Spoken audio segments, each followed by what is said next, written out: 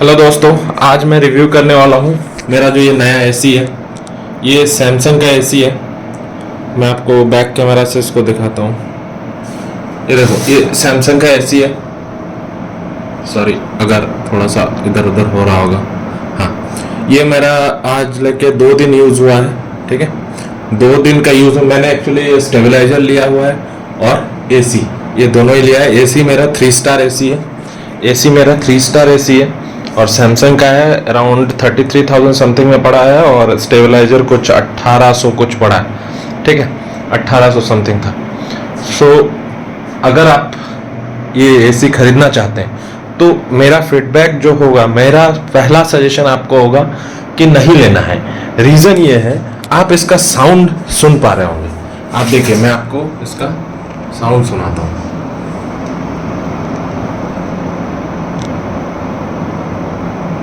आप इसका साउंड सुनिए। इसका साउंड जो होता है ना, इसका जो साउंड है ना, ये एक्चुअली बहुत ज़्यादा है। मुझे ज़रा सा भी पसंद नहीं है इसका साउंड। इतना लाउड नॉइज़ नहीं होना चाहिए एसी का। और 3 स्टार एसी है, एक ब्रांडेड एसी है, इतना ज़्यादा लाउड नॉइज़ नहीं होना चाहिए।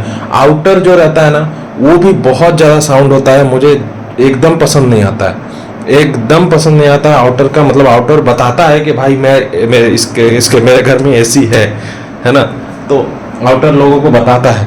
और इंडोर जो है, इंडोर जो यूनिट है, ये साउंड बहुत ज़्यादा करता है।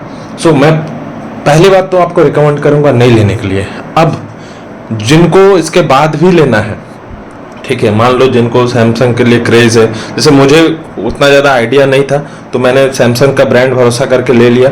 लेकिन अगर मुझे पता रहता तो मैं एलजी जाता। मैंने जैसे ही उसके बाद रिव्यूज़ पढ़े, जब इंस्टॉल हो गया, साउंड देखा, मैं रिव्यूज़ पढ़ा, तो मुझे ये लगा कि एलजी लेना बेटर रहता है। 3 स्टार या 5 स्टार लो, मेरा वाला 3 स्टार है। अब बात करते हैं बहुत एक इम्पॉर्टेंट फैक्ट, जो इसमें जो कूलिंग का, ठीक है, cooling no doubt definitely branded है तो अच्छा ही है, कोई दिक्कत नहीं है। मेरा जो आप रूम देख रहे हो, ये है, ये मेरा रूम है और इसके साथ एक छोटा सा यूनिट है। सो ये मेरा रूम ज़्यादा बड़ा नहीं है, छोटा ही है।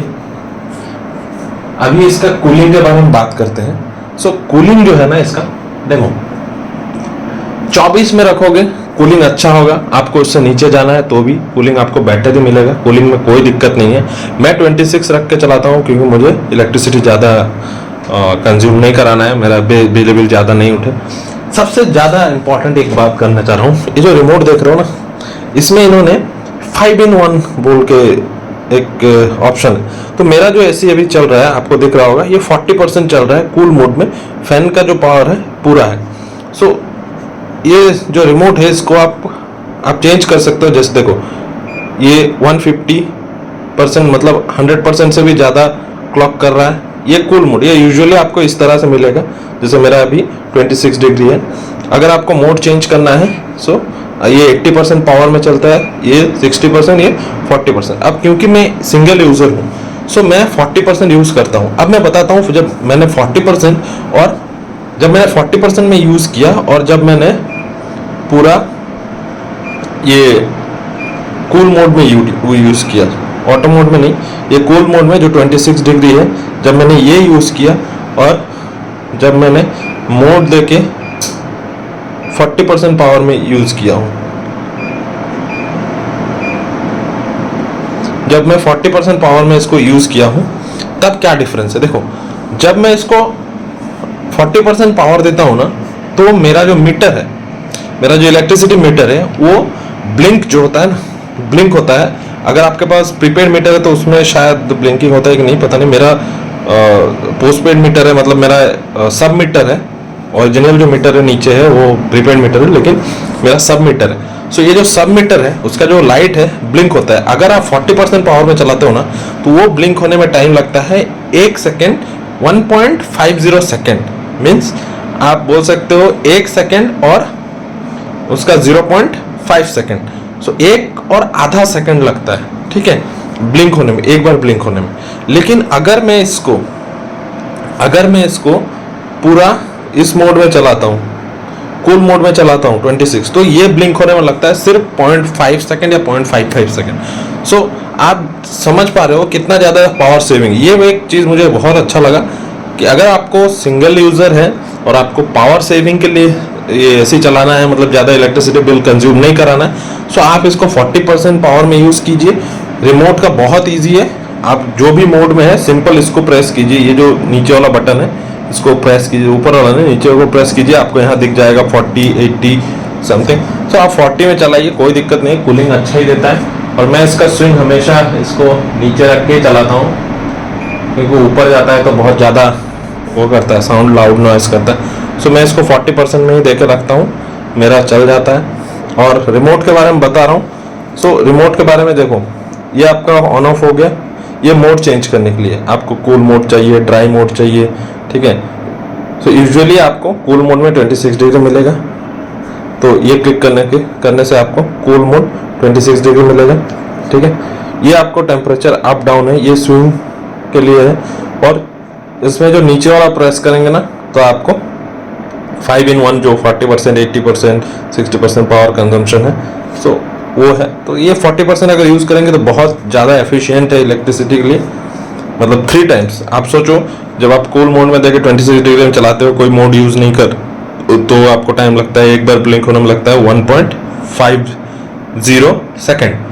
और वही अगर आप 40% पावर में चलाते हो तो ब्लिंक होता है, टाइम लगता है, सॉरी, अगर आप 26 डिग्री देके अगर आप 26 डिग्री देके कूल मोड में चलाते हो तो टाइम लगता है, 26 डिग्री कूल मोड चलाते हो तो टाइम लगता है आपको एक बार ब्लिंक होने में 0.55 सेकेंड। लेकिन वही अगर आप 40% पावर में चलाते हो तो आपको एक बार ब्लिंक होने में टाइम लगता है अप्रॉक्सीमेटली 0.55 सेकेंड।